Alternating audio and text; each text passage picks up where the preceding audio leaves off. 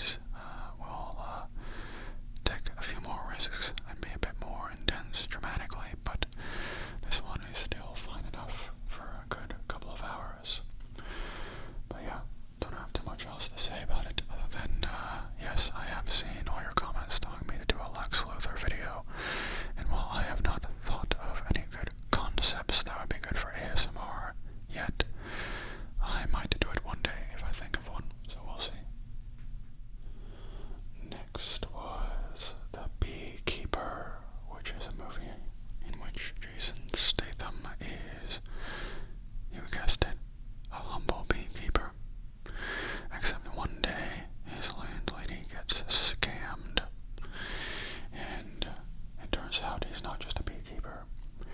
He's formerly part of, I don't quite remember what he was a part of, but it was some intense, spy or agent or, militia sort of thing, where he is secretly super intense and, strong and smart and fast, and he's someone who will hunt you down if you do something wrong. And someone did something wrong to his landlady, so he spends the movie getting revenge for